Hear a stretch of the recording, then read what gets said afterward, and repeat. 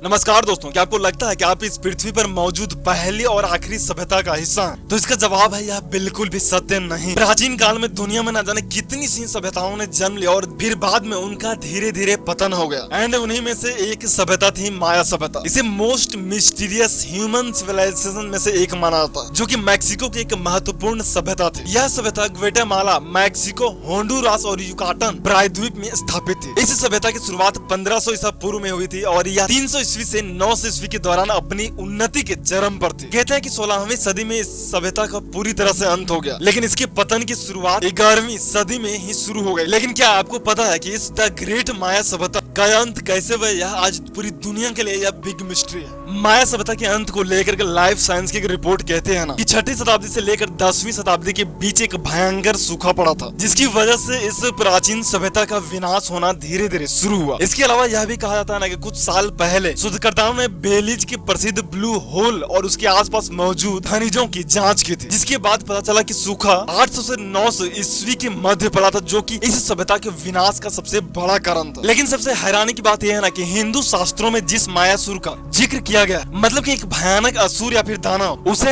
Ancient माया सभ्यता का जनक माना जाता है। एंड हैरान करने वाली जानकारी यह है ना कि ऐसा माना जाता है कि जो जानकारियां और विलक्षण प्रतिभा माया दानव के पास थी, वही माया सभ्यता के लोगों के पास भी थी। कहते हैं कि अमेरिका के प्राचीन खंडहर उसी के द्वारा निर्मित है। अमेरिका में भगवान शिव, गणेश, नरसिंह आदि देवताओं की मूर्तियां तथा शिलालेख आदि को पाया जाना इस बात का सबसे बड़ा सबूत है कि प्राचीन काल में अमेरिका में भारतीय लोगों का निवास। एंड इसके बारे में आपको अगर जानना है तो आपको एक हिंदी की पुस्तक जिसे भिक्षु चमन लाल ने लिखा है, हिंदू अमेरिका, को पढ़ना चाहिए। इस पुस्तक में इस बात का जिक्र विस्तार से किया गया है ना कि किस प्रकार से एंशिएंट अमेरिका में भारत के हिंदू लोग ही रहते थे। ये आपको यह भी पता होना चाहिए ना कि अमेरिकन इतिहासकार जो है वो इस बात को मानते हैं कि भारतीय आर्यों ने ही अमेरिकी महाद्वीप पर सबसे पहले बस्तियां बनाई थी। अमेरिका के रेड इंडियन वहां के आदि निवासी माने जाते हैं और हिंदू संस्कृति वहां पर आज से हजारों साल पहले पहुंच गए थे। माना जाता है कि यह बसाहट जो है, यानी कि मानव बस्तियों की इस प्रकार से बसना महाभारत काल में ही शुरू हो गई थी। और यह सारी बातें इस बात को बल देते हैं कि क्या पूर्व में पूरी तरह से पूरी दुनिया पर भारतीय आर्यों का शासन था और भारतीय हिंदू धर्म ही पूरी दुनिया के लिए एक समान रूप से था, मतलब कि एक वैश्विक धर्म था।